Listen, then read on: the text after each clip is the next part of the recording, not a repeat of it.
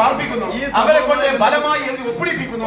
ഇത്തരം സമീപനം സ്വീകരിച്ച് അവരെ റിട്ടേണിംഗ് ഓഫീസറിന് മുമ്പിൽ ആ പത്രികയും അതുപോലെ അദ്ദേഹത്തെയും ബലമായി ഹാജരാക്കുന്നു. സ്വാഭാവികമായി റിട്ടേണിംഗ് ഓഫീസർ തള്ളുന്നു. മറ്റൊരു പ്രധാനപ്പെട്ട കാര്യം, മലപ്പുറം പഞ്ചായത്തിലെ അസിസ്റ്റന്റ് റിട്ടേണിംഗ് ഓഫീസർ കഞ്ചണ്ട മലപ്പുറം പഞ്ചായത്തിൽ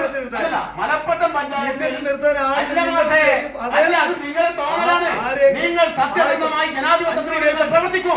നിങ്ങൾക്ക് എല്ലാ സ്ഥലത്തും എതിരാളികൾ ഉണ്ടാവും. ആ എതിരാളികൾ നിങ്ങൾക്ക് തോൽപ്പിക്കാൻ കഴിയില്ല. അതായത് ഇവിടെ ഇലക്ട്രോണിക് വോട്ടിംഗ് മെഷീനിൽ നോട്ട എന്ന് പറഞ്ഞ സംഭവം ഉണ്ടെങ്കിൽ, ഇലക്ട്രോണിക് വോട്ടിംഗ് മെഷീനിൽ നോട്ട എന്ന് പറഞ്ഞ സംവിധാനം ഉണ്ടെങ്കിൽ പല സ്ഥലത്തും നിങ്ങൾ ഐയുടെ തെരഞ്ഞെടുക്കപ്പെട്ടു എന്ന് പറഞ്ഞ സ്ഥലത്ത് അവിടെ നോട്ട് കൈക്ക് ഭൂരിപക്ഷം കിട്ടും. പക്ഷേ അത് നിങ്ങൾ മനസ്സിലാക്കും.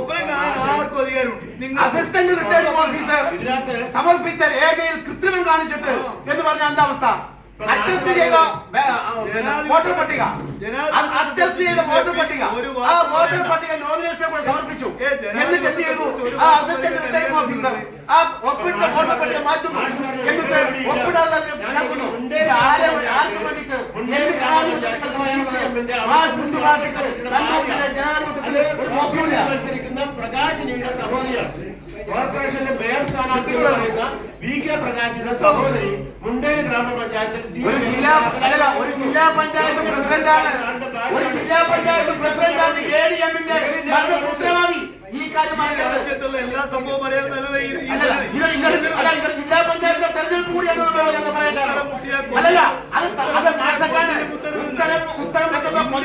മാഷക്കാണ്. ഒരു ജില്ലാ പഞ്ചായത്ത് പ്രസിഡന്റ് അവർ ഒരു സ്ഥലത്തേക്ക് അനധികൃതം കടന്നു പോകുന്നു. ഒരാളുടെ മരണത്തിന് ഉത്തരവാദി ആരാ? ആയുർവേദികൾ പറയുന്നത് ഇടി പാലക്കരിങ്ങനെ ഒച്ചയാക്കി അതിനെ കൊണ്ടുവന്നു.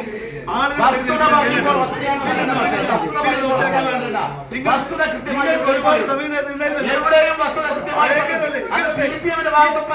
പറയണല്ലോ. ജനാധിപത്യം ഏറ്റവും കൂടുതൽ ഇല്ലാതാക്കുന്ന പാർട്ടി BJP ആണെന്ന്